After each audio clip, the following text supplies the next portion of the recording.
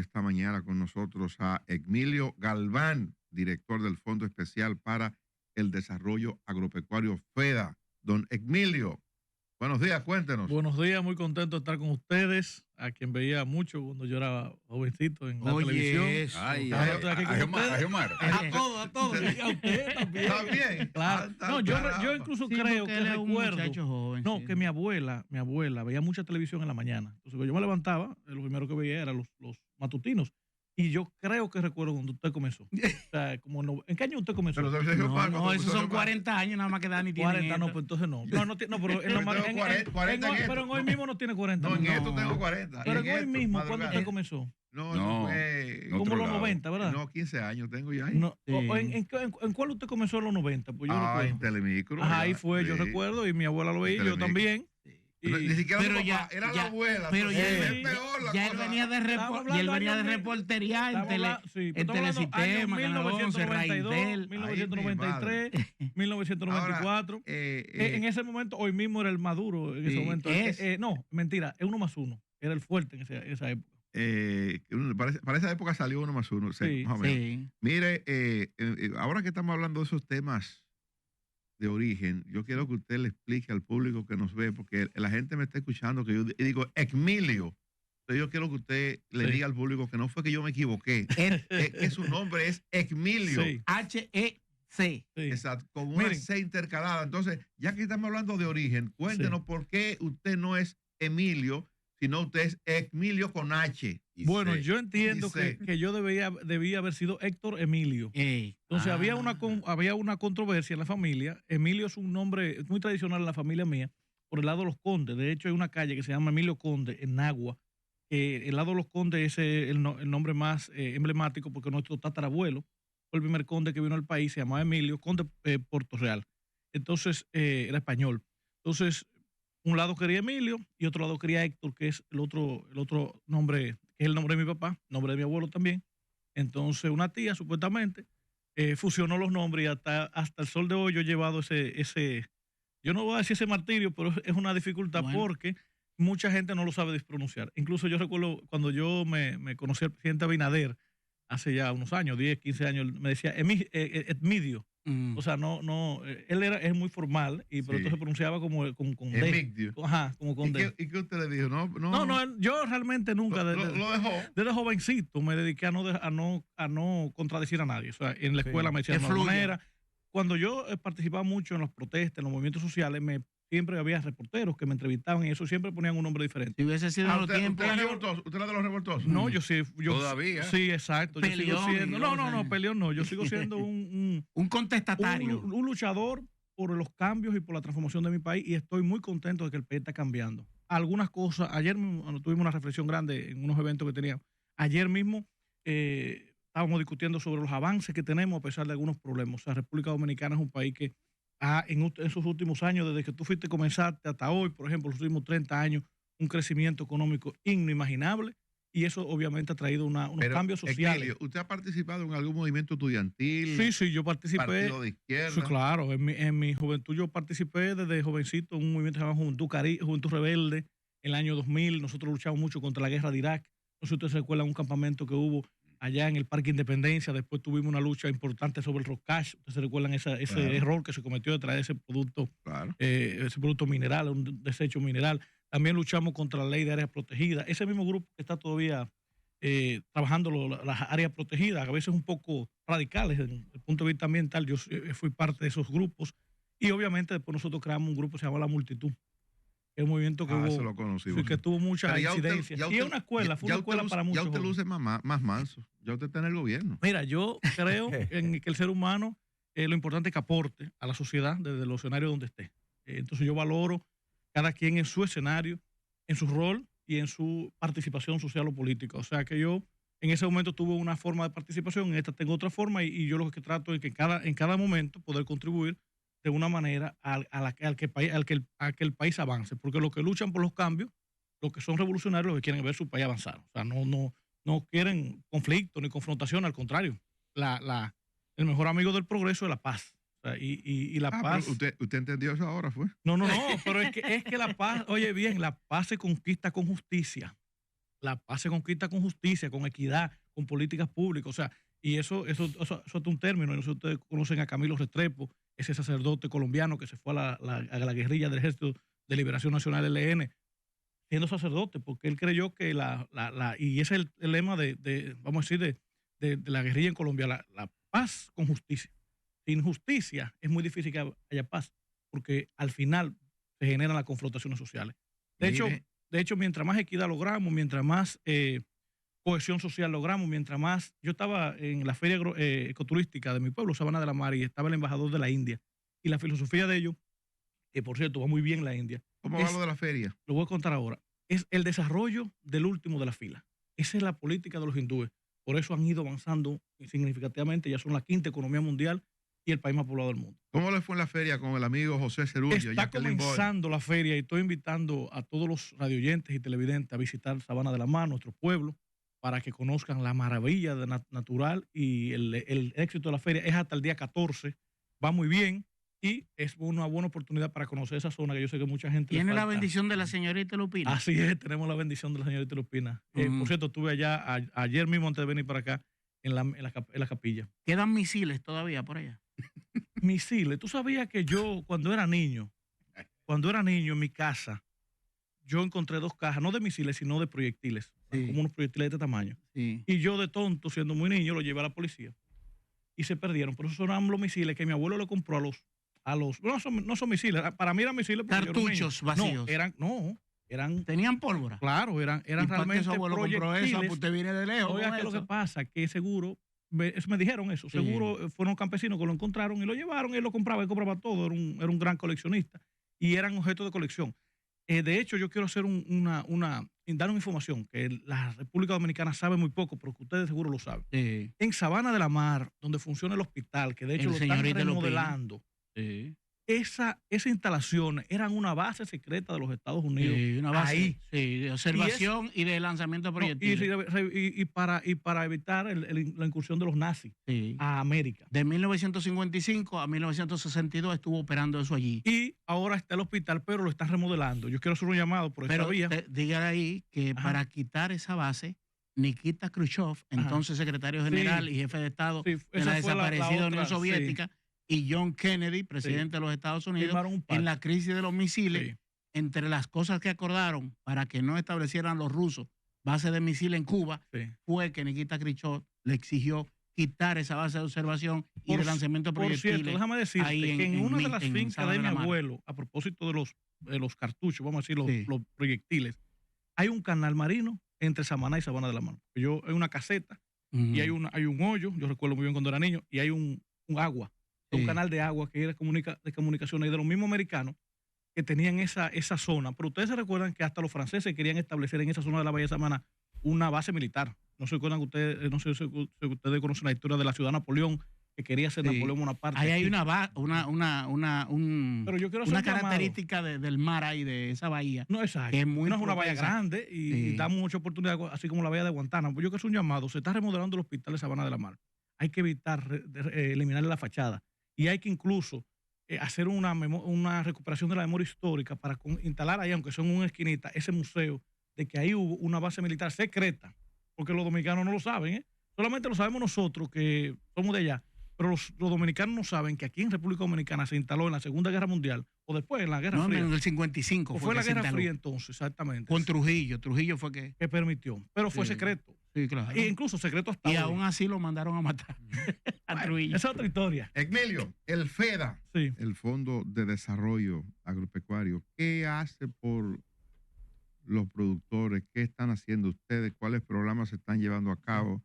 ¿Qué está pasando con el seguro agropecuario? ¿Qué aportan ustedes para eso? Es un tema pendiente. Bueno, gracias por la pregunta. Nosotros somos una institución de apoyo.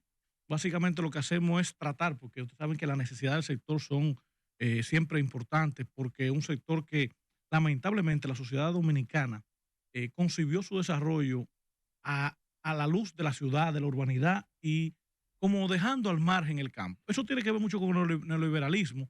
Pasó en América Latina completa, hubo un abandono de la sociedad rural y también eso produjo entonces la gran migración urbano-rural que estamos todavía viviendo. Esa migración urbano-rural es ahora, que comenzó en los años 50, y que fue el producto de las políticas prourbanas. Comenzó con Trujillo, cuando creó el Ensanche La Fe y creó las industrias del Ensanche La Fe, y entonces ahí comenzó a llegar gente del campo. Porque cuando nuestros antecesores en los primeros años del siglo XX y el siglo XVI, el siglo XIX, la gente viajaba de la ciudad hacia el campo. Mi abuelo, por ejemplo, se graduó de abogado, siendo capitaleño, que fue para Sánchez.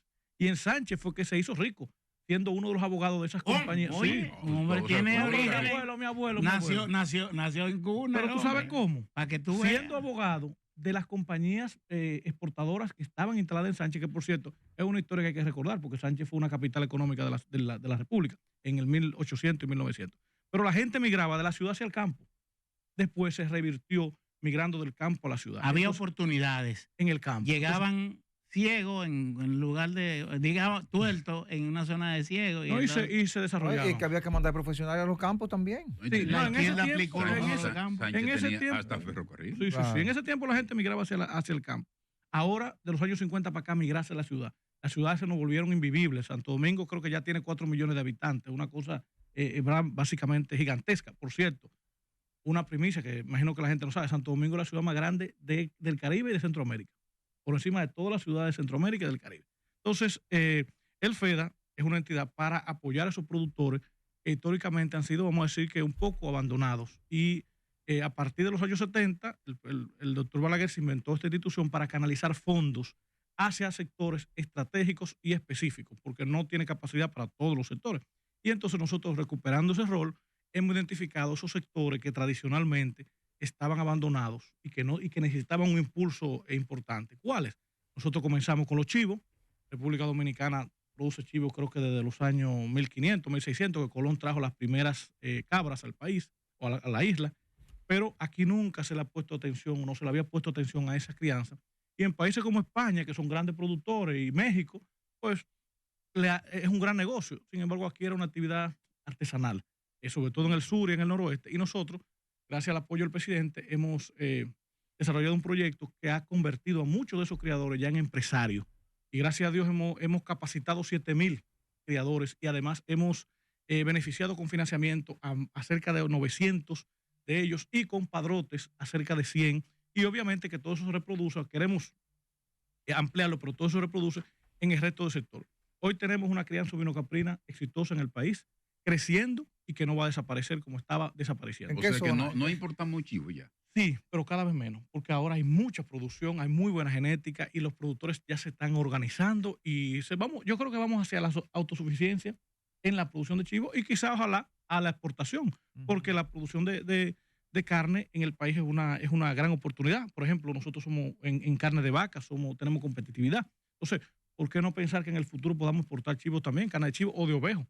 Es la que más se consume también. ¿Cómo se produce, perdón, José María, cómo se produce en el caso específico de la producción de chivo, cómo ustedes identifican a quienes están interesados, cómo se hace un inventario para ustedes darle apoyo a esa nosotros lo primero que hicimos, en todos los proyectos, nosotros utilizamos un método que quizás no sea el mejor, pero es un método que ha funcionado. Y es que nosotros hacemos primero una reunión de interesados que le llamamos una identificación de los productores. Entonces nuestros técnicos fueron comunidades por comunidades, en este caso muy, muy específico la frontera, solamente fueron las 10 provincias fronterizas más, fueron comunidades, convocando a los productores, reuniendo a los productores y después entonces capacitándolos. Hicimos hemos hecho en toda la gestión mía más de 1,000 capacitaciones y de chivo hemos hecho más de 100 capacitaciones. Entonces ahí los productores se enlistaron y después de ahí entonces fueron depurados. Por eso te dije 7,000. Nosotros identificamos 7,000 en los seminarios, los eventos que hicimos y de ahí nosotros entonces depuramos porque no todos calificaban y no teníamos capacidad para todo y a través del Banco Agrícola se financiaron 800. O sea que es un proceso de contacto directo en las comunidades. Por ejemplo, vamos a Cabeza de Toro, allá en la zona tuya, entre Neiva y San Juan, que es una zona muy abandonada, por ejemplo, y hicimos una reunión en Cabeza de Toro y de ahí salieron entonces los créditos y las capacitaciones para los productores de esa zona. Y eso hemos hecho con otros sectores porque no solamente nos hemos quedado en chivo. El chivo cambió, pero también nosotros comenzamos con el coco. El coco era un producto histórico que lo sembraron nuestros abuelos, pero que nuestros padres no lo sembraron. Se dedicaron a cosecharlo y comenzó a morir por envejecimiento de la plantación. Y también el turismo, porque cada vez que se vendía una finca turística, la mayoría tenía coco. Arrasaban. No necesariamente, pero los tienen todavía. Lo que pasa es que no la pueden producir porque los turistas pueden, digamos... Hay que chapear el coco constantemente. No, lo tienen podadito para que no, ni siquiera flores. Sí. Y el coco tan maravilloso que es porque tiene propiedades curativas, sabrosos postres. La seguridad del turismo es más importante que un coco. Pero hay que tener que darle a los turistas la comida. Entonces, por eso nosotros nos dedicamos a promover el coco. El presidente nos apoyó con un proyecto y hoy tenemos más de 500 personas produciendo coco nuevo. Hemos distribuido... ¿Y hay un instituto del coco? No, todavía no se ha creado. No se ha creado. Pero está aprobado. Eso no es necesario. Bueno, aquí hay no vamos a crear un instituto por cada rubro. No, por cada rubro no, pero por los rubros más estratégicos, más importantes, que generen más fondos, es importante especializar política. Yo creo que hay una visión como radical de que eso no... Tenemos el Instituto de la Caña. Tenemos el INAZúcar, pero ese no se dedica. Tenemos el del cacao. No, el del tabaco. El cacao hay una comisión. El de café. El de café sí lo tenemos. Sí. Tenemos 2 o 3, pero en el caso, por ejemplo, de Conaleche, ha sido muy exitoso y ha garantizado la supervivencia del sector. O sea, yo creo que lo importante es, señores, que nosotros produzcamos comida, produzcamos dinero, reproduzcamos riqueza y produzcamos empleo. Si hay un instituto o no, lo importante es el empleo, la riqueza. Envidio, pero entonces, aparte del chivo y el coco, ¿qué más está haciendo el FEDA en favor de la producción? Nosotros tenemos 100 y pico de proyectos en todo el país sobre todos los temas. Por ejemplo, nosotros financiamos, para ponerte un ejemplo, la bodega de los fabricantes de vino de Neiva. Ese es uno de los temas que yo más me interesa. ¿Cómo las bodegas? La bodega. En Neiva hay una bodega de fabricación de vino que donde se procesa el vino. Pero la uva sigue siendo agria. No, la uva ha cambiado increíblemente. O sea, vinicultores. Vitivinicultores que producen la uva y el vino. Y que hacen el vino. Le agregan valor a la uva. Exacto. Nosotros financiamos los equipos, los traímos de España. Nosotros hemos instalado, por ejemplo, cacao, uno de los sectores que más aportamos. Hemos instalado 8 viveros de cacao y estamos construyendo 2 centros de acopio. Pero no te me vayas del vino, escúchame. Okay. Y sobre todo porque está en el sur y a mí me fascina esa zona. No, yo soy un promotor del vino dominicano. Y te advierto, ten cuidado, porque yo me muevo mucho por el campo. Sí. Y si alguien está escuchando y dice, mira, lo que ese muchacho estaba diciendo es mentira, todo eso es teoría. Eso es imposible. Porque hay gente que te dicen, ahora, por ejemplo, en San Juan, encontré la queja con el grit, ¿cómo se llama? El trip. Sí. Que ha estado afectando producciones de habichuelas. Eso es real. Pues real. Y me dicen habichueleros que incluso tuvieron la oportunidad o la suerte que al tener la facilidad logística de tractores rápidos, sembrar y cosecharon y no le afectó. Pero me dicen, óyeme, nuestros colegas cosecheros de habichuelas, sembradores, quebraron. Hay una situación difícil en San Juan. Lo que me dicen, yo no sé si eso es así. No, pero haciendo un paréntesis ahí, aquí dijo el viceministro de Producción, Eulario Ramírez, que el presidente autorizó pagarle 3,000 pesos por tarea, porque es cierto lo que tú dices. Una compensación, eso fue una plaga que hubo introducida. Es cierto lo que tú dices. Entonces, lo que escucho, lo que oigo, entonces, quedándonos en esa zona del sur, que necesita más cariño del Estado. Y yo me he concentrado mucho en el sur. Óyeme, qué difícil ha sido el parto, las carreteras, ahora que están asfaltando la circunvalación, Baní, ¿la de Baní? Por allá por Galeón, que yo entro por ahí me va muy bien y no tengo que pasar ese trabajo de Baní. Claro, hay que tener un vehículo todoterreno. O sea, tú estás entrando ya a la circulación, tú lo estás usando. Sí, hace mucho. Qué bueno. Sí, yo la uso, sí. Pero nada más tú solo la estás usando. No, sí, yo creo que el solo. No. Sí, yo sé eso. No, hay gente que la usa. Yo no la he usado por eso. Bueno, pero se transita y es más rápida. No. Y comenzaron. No, que yo voy acá rato. Entonces, yo vi equipo del Grupo Estrella que están trabajando. Parece que él entró ahí en una alianza. Entonces ya están asfaltando la entrada a Galeón. Qué y viene de Asua para la capital. No tiene que entrar nosotros, pues entonces, quedándonos en el sur y el vino de Neiva, Anacaona, Enriquillo, son los vinos. Sí, el de la bodega se llama Cacique Enriquillo. ¿Y dónde lo ven? Exactamente, iba a preguntar, ¿cuál es el mercado de ese vino? Mira, el mercado de ese vino tradicional ha sido el plan social. El mercado tradicional. Pero nosotros tenemos que superar eso. Por eso yo traje esos equipos. Yo le donamos 3 millones de pesos a INUVA, el Instituto de la Uva, para traer esos equipos. Y yo no lo he tomado recientemente, debo decirlo, pero yo comencé a tomarlo hace un tiempo y realmente el vino ha mejorado mucho. Sí. Porque incluso se contrató. Tiene cuerpo. Se contrató un enólogo que lo está ayudando, un enólogo chileno. No te rías, Gustavo, que ustedes los amigo de Dani, se burlan. Hay un amigo de Dani que cumple años. No, pero tiene cuerpo. Tiene cuerpo. Miren, el sueño mío de verdad es tener en cada mesa del sector turístico dominicano, de la cantidad de restaurantes que tenemos, una recomendación del vino dominicano. Emilio. Escúchame, si vemos tanto vino argentino, por ejemplo, yo. Dani, no seas escéptico. Oye, si vemos tanto vino chileno y tanto vino californiano y algunos hasta vinos australianos, ¿por qué no beber el vino dominicano? Y los estudiosos han demostrado que esa tierra tiene la característica para hacer buena uva. Yo estoy de acuerdo contigo. No, yo no. Lo único que le quiero recordar a Giomar, que estaba privando en fino en el vino, que Euclides Gutiérrez dice, y es que de un moreno bebiendo vino. El negro que bebe vino se aloca, decía Euclides Gutiérrez Félix. Digo, pero usted es racista, profesor. Ajá, yo soy un moreno. Es una mala percepción porque el vino es una bebida como el whisky, como el ron. Hasta las recetan los médicos, los cardiólogos. Una copa. Y gracias a Dios el país ha aumentado mucho en consumo de vino, de verdad. Es un país que antes no se bebía vino en el país, pero ya está bien.